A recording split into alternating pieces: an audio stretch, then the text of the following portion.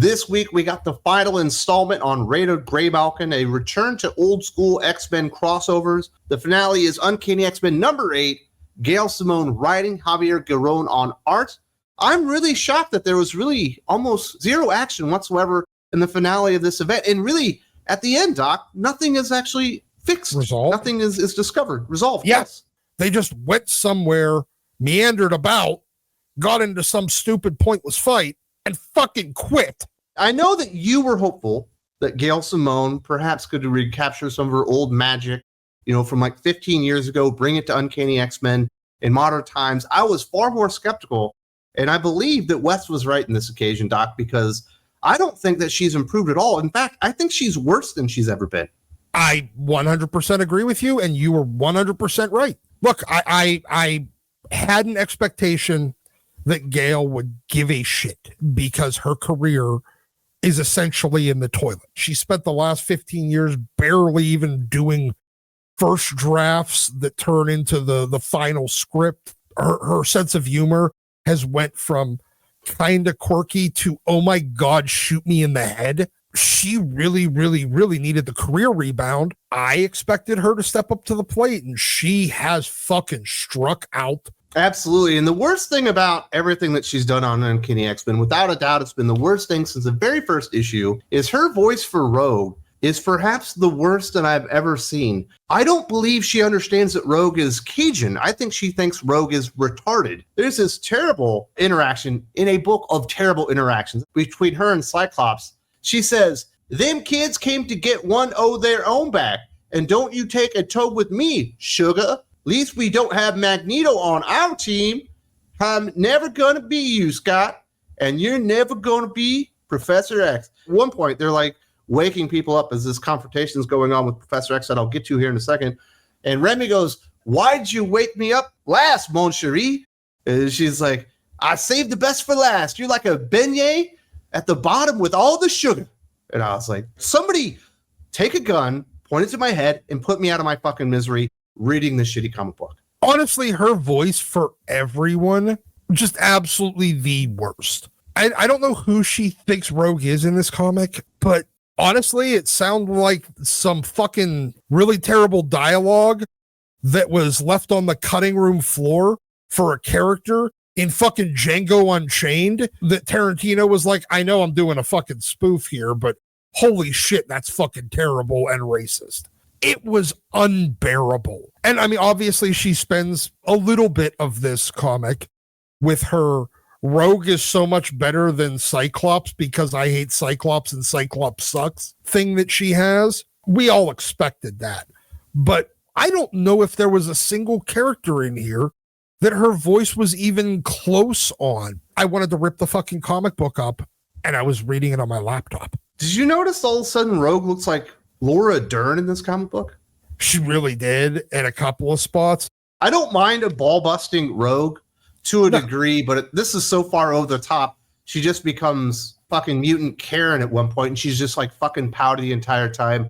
Well, the reason that they're doing this is they're like freeing each other because she got hit in the head by Juggernaut, I believe.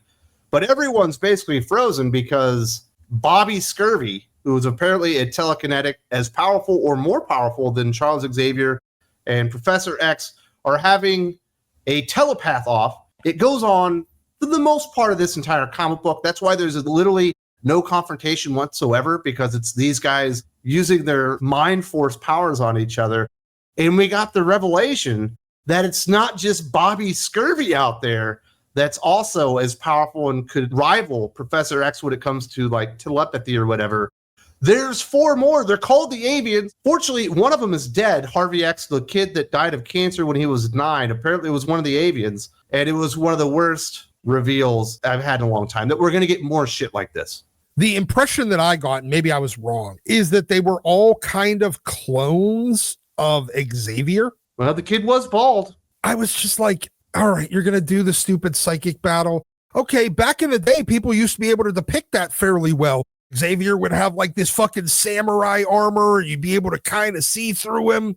And whoever he's fighting would also have their armor, and they'd be doing like battle with giant psychic swords and shit. Kind of cool. This was just 2 guys shoving each other. They're floating a lot. Are you excited for the introduction of the avian, Doc, that there's 4 more Professor X clones out there that have been lab made to counteract him? Not particularly, because he just has like an I'm pissed off at you field around him. So you just have to stay, I don't know, 100 yards away. Doesn't Cyclops have a power that's really, really useful for this? Kind of like a sniper rifle to the fucking head? Well, he was too busy arguing with Rogue because Rogue's better than him and he can't accept it. While this is happening, they're waking people up out of their like slow motion that they've been put into by Bobby Scurvy or whatever. And then they just start arguing with each other. They're not actually trying to release Prisoner X, which I guess was the focal point of why they were there. They certainly don't try to help Professor X or Charles Xavier to defeat his enemy or whatever there. They just kind of argue amongst themselves until the warden lady shows up and she's like, hey, I've got a satellite and I'm going to blow up Louisiana and Alaska. So she's got all the leverage on the guys, right? And then she's like, you know what? If you take your people now, I'll let you go. It's like, why would you let him go? Yeah. You literally have all the soldiers in the world. You have the dude mind occupying people. You apparently have another one that can do that. You have the lady that was grabbing kids in the swamp chained up. Why don't you unchain her? She likes to go kill mutants and all this stuff. She has literally all the leverage in the world. And she's just like, yeah, you guys need to leave. You take your friends with you. We don't want them anymore. Yeah. Like, what the fuck was that? Exactly. They could absolutely put all of these people in prison, but not only do they not do that, they let them go and they give them some of the prisoners. Why? So you can come back in 3 weeks and do it again? Do you need the exercise? Is it a fucking training mission? None of this makes any good goddamn sense. Well, that sucks because you were supposed to explain this to me, Doc, because I was like, my fucking jaw was on the ground. I was like, I can't believe this is happening. There's no sense of stakes or tension or anything to this because, well, fuck it, just leave. And the X-Men are like, oh yeah, we quit. You make a very vague and minor threat to us. I think they probably could have taken Professor X with him, but he decided he wanted to stay, which is good because he belongs in prison, probably on death row for the amount of people that he murdered. I'm still confused on why they're going to save him, considering the last time they saw him, he was trying to kill them. So Cyclops is there to save him because Cyclops is obviously also a killer and a terrible leader. Rogue was there, I guess, to get Calico, who had been rounded up. I think she might have been trying to stop him from saving him. I don't know. They just argue the whole fucking time. Even when they leave and they walk through the little fucking portal that Magic makes, she like slaps him in the face and then he blasts her with his optic fucking things. I don't understand any of the dynamics in this. None of this makes any good goddamn sense. This is terrible. And it's just getting worse and worse every single issue. And then we did have the elephant in the room. I like David Marquez a lot. He'd been doing a really good job on Uncanny X-Men, because they are releasing it like 3 issues every 2 months. So it'd be very difficult for a normal artist to keep up with this. But this is your first big kind of X-over between X-Men and Uncanny X-Men. And we end up getting Javier Garrón filling in as an artist. Why wouldn't you prioritize this issue? This is the finale of the fucking storyline. This needed David Marquez on it just to make it bearable. Because Javier Garrón, who I think is a perfectly fine artist, fucking whiffs in this issue. In my opinion, he whiffs fucking hard. There's absolutely no reason that you put your fill-in artist on the finale of your first event. Look, the problem is this would require a Marvel office, an editorial department that A, gives a shit and B, is competent from a leadership, from a resource management, from a logistical perspective. The X office drops the ball every fucking time. It's a borderline miracle that they got all 4 parts of this fucking story out in sequential order. I expected them to fuck that up. And they certainly don't understand what the selling point of Uncanny X-Men outside of the title Uncanny X-Men is. It's David Marquez. He's a bigger star. He's a much better artist than Gail Simone as a writer. And to get the final chapter without him there, I think was pretty stupid, bad planning, really terrible logistics, but it is Marvel Comics. And this was, I guess, the ending that you deserved if you had hope in Gail Simone falsely. You thought maybe she could pull it off. No, she's not going to be able to pull it off. It's getting worse and worse and worse. I don't think she can keep up with a 1 book a month schedule, Doc. I think it's pushing her too much. And this book was simply abysmal. And I'll give it like a 1.75 out of 5, 3.5 out of 10.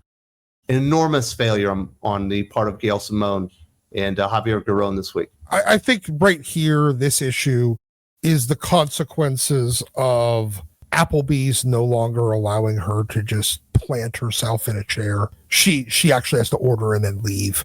Look, Gail, I was hoping that you had the opportunity to rekindle something, to get yourself out of this, I don't know, 10, 15 year slump you've been in. But honestly, at this point, the slump has lasted more than your positive career. This is who you are. You had about, I don't know, 7 to 10 years early on of your career where you were where you were okay. And sometimes you can actually be good. Your comedy and your sense of humor has always been a borderline war crime. Now we've reached the point where it's now been over 15 years since the last time you wrote something that was competent. Gail is an old lady that can't write anymore, could barely write in her heyday. The only reason she's still on this book and she will remain on this book is because they can't find someone better that will take the pay rate. So it sounds like you're leaning recommend on this one this week, Doc. I mean, if you want a comic where nothing happens and none of the decisions made make any logical sense, then sure, yeah, go read this comic. If you want to scratch your head and by the end of the comic, rip out all of your hair, if you really wanted to turn into Charles Xavier by ripping your own fucking hair out, this is a good comic for you. If you would like to maintain any sense of self-worth or feel like there's any hope at all for comic books in the future, no, don't buy this comic. In fact, find every copy you can, burn it. If there's one benefit to, the tragedy that's happening currently in California with the wildfires, is that copies of this comic are burning up too. That's fewer that have to exist in the world. My goodness, that's such a weird take, Doc. There you go. If you would like the entire review of Uncanny X-Men number 8, as well as our conversation about the original Ultimate Universe coming back in 2025, unedited and uncensored, you do need to go to Think Critical Patreon. There's a link in the video description. It's the Doc Unfiltered podcast. You also get the Doc Q&A, the Hot or Not podcast with Jib. You get the Geek Fix with Aaron Sparrow. So I hope to see you there very, very soon. Link in the video description.